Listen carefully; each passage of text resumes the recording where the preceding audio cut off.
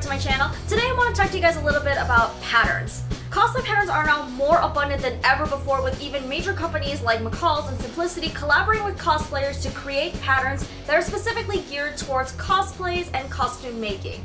However, just because cosplay patterns are now more readily available than ever, that does not mean that there is a pattern now for every single cosplay. So for today's video, I wanted to talk to you guys about altering patterns, and to do that, I'm going to show you guys how I created 5 cosplays with one pattern. Let's go! So the pattern I'm going to be using today is Simplicity 2341. It is my go-to pattern. I have used this pattern so many times since I think like 2013, I believe. Yeah, damn, it's been that long. Jesus Christ.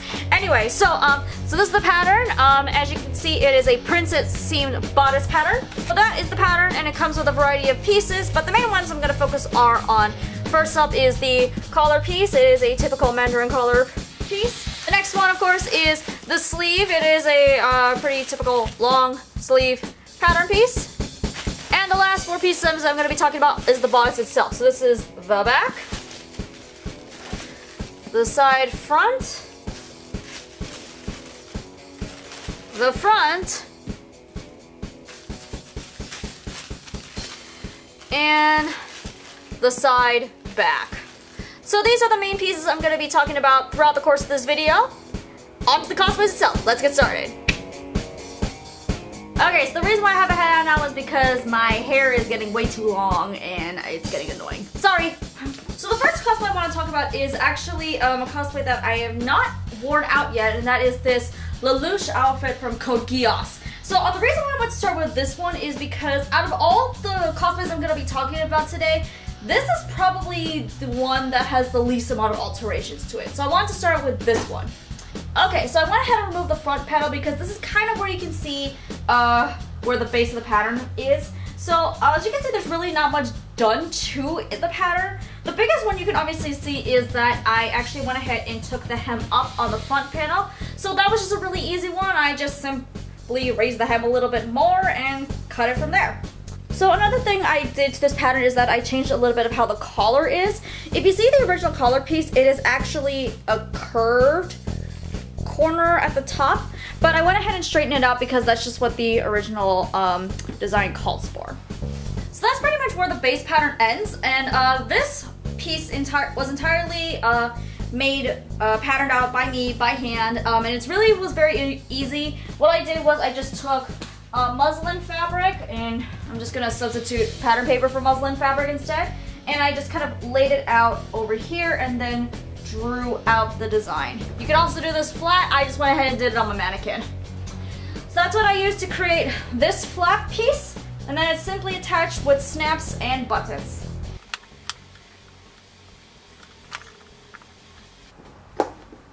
And that is outfit number 1.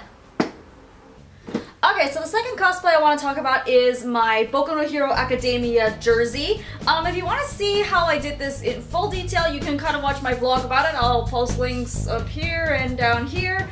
But I want to tuck it a little bit more into how I altered the pattern for this particular cosplay. There wasn't much done to it, but the 2 obvious ones I want to point out are the collar and the sleeves. So for the sleeve, what I ended up doing was taking the sleeve head portion of this pattern and combining it with the length and fit of a different sleeve pattern. So basically how you do that is that you just go ahead and take the pattern and then you draw the sleeve head portion only, and then maybe leave a little bit of a corner just so you know where to stop at. And then after that, you go ahead and take the sleeve that you want to copy from and just copy the side portions. Make sure you line up the edge of the sleeve heads together, because even if the sleeve heads are different, you want what you're mainly copying is the length. For the collar portion, what I ended up doing was changing the collar from a collar that just stops here to a fold over collar where the zipper will go completely up to. So basically what I did was I just took the measurement of the neckline going from the center back all the way up to the center front, and then I created a rectangle that is the length of this neckline, the height of the collar that I wanted, and doubled that plus seam allowance. So that way it gets this fold over effect. So if you pull it underwards, it does actually fold over. So from there, it's just basically you just sew the zipper on up to the top of the collar, and that will give the fold over collar effect. Mind you, you will have to kind of change your zipper length because this pattern is not made for a fold over collar. So just keep that in mind. You may have to buy a longer zipper for this. All right then guys, outfit number 3. Okay, so outfit number 3 is gonna be my Love Ward Miku cosplay from Vocaloid. And this one is definitely more of a departure from the original pattern than the first two. So strap yourselves in a bit. So probably the most obvious difference between this and the original pattern is that it is now no longer a jacket, it is now a dress. So obviously I went ahead and lengthened the hems of all of the bodice pieces.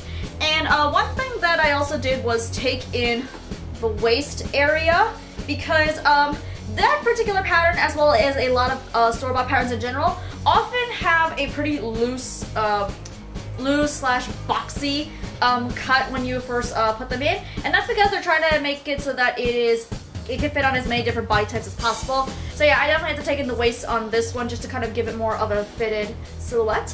And then also what I did was I added a bit of a flare to the skirt. So what I did was on the side front and side back panels, I went ahead and took it right about here and then kind of drew a line out here to kind of give that flared shape. Another obvious difference between the pattern and this dress is that the zipper is now not on the front but on the back. So what I did was on the front panel I removed the seam allowance for the zipper and changed it into just have it to be folded over on the centerfold when you cut it. And then I went ahead and added the seam allowance on the back so that now the back seam is here and the zipper seam is also here as well. Another alteration was of course the short sleeve pattern, which I already went over when I showed you my My Hero Academia jersey. And then finally the last alteration that I did was this collar. Now this collar is of course not a Mandarin style collar, it is I'm assuming a businessman shirt collar, I guess is the right term for it. I don't know the right term for it. One thing I did was I lowered the neckline just a teeny little bit, just to kind of give more room to add a little bit more neck. And then I went ahead and drafted these two collar pieces. Now if you notice that they don't connect in the back because of the zipper, so they just kind of lay flat in the back like this. So it's basically just two separate collar pieces that cover half of the neckline. So you make these twice and then you put it in here. And then another thing that's on here as well, and this is something that you can make really easily, I'll put a link in the description below on how to do it, is I actually put in a facing. The pattern does come with a facing, but obviously since I changed the neckline, I had to alter the facing a bit. So there's facing in here just to kind of give that nice smooth finish to the neckline look. So yeah, that is outfit number 3. Okay, so outfit number 4 is gonna be my Natalia cosplay from Tales of the Abyss. Now, in some respects, it's very similar to how I made my Love Ward Miku cosplay, but in many respects, it's also very different.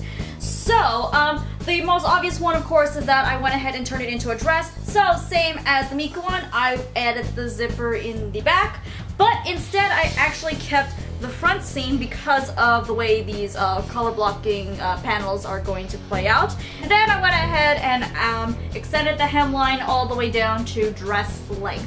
Now, one major thing that was different between the Miku one and this one was that I actually went ahead and made up a mock-up of this. So I actually sewed a mock-up using muslin pattern. And the reason why I made a mock-up for this one versus the Miku one was the Miku one, I kind of knew that how this was gonna fit me all the way. But this one, because of the way all the collar blockings work, I really wanted to visualize what it would look like on my body. So I went ahead and made a mock-up, and then I drew out all of these hemlines and then tweaked the finishing up top and then added this color blocking as well. And then I went ahead and took the muslin apart and then applied all my changes to my pattern pieces.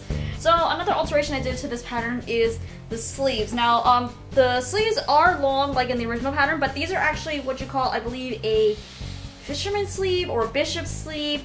Basically it is fitted up at the top but more flowy at the bottom, and it's completely gathered up into a cuff like this. So what I ended up doing was I did kind of the slash and spread method.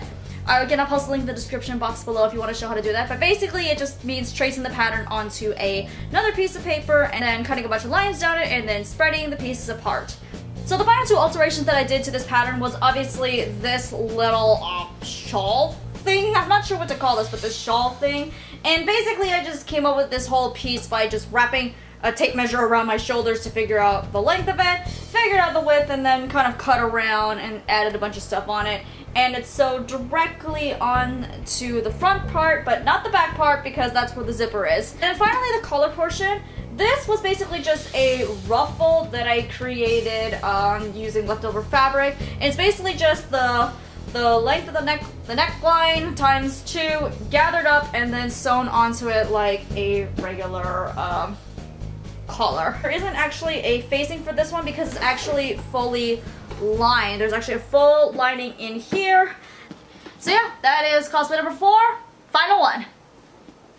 Okay, so the last cosplay I'm going to show you guys is my Shou Shou cosplay from Dynasty Warriors 8. Unfortunately though, I left that costume back in Hawaii, so I don't have it on me right now. But I still have some video and progress pictures from when I did it, so I'll try to explain it as best I can from there.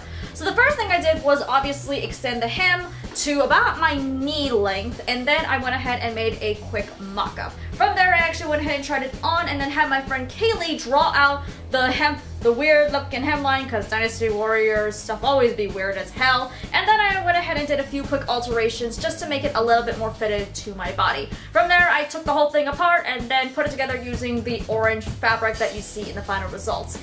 And as for the sleeves were made very similarly to the sleeves I made for Natalia, except it's not quite as full as Natalia's at the bottom, and it is not gathered but just let to hang freely like a bell. The collar portion was essentially just 2 collars hung together. One is the collar that comes straight from the pattern, and the other one was made by tracing the neckline onto a piece of paper and then fanning it up from there and creating the collar piece like that. Basically, if you've ever made a Peter Pan collar or a sailor collar, it's something similar to that.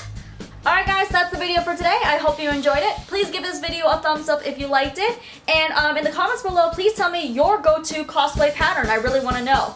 Also, don't forget to subscribe to this channel to see more cosplay videos from me. Or if you want to see more dance stuff from me, please subscribe to my dance channel. I just loaded a dance cover last week.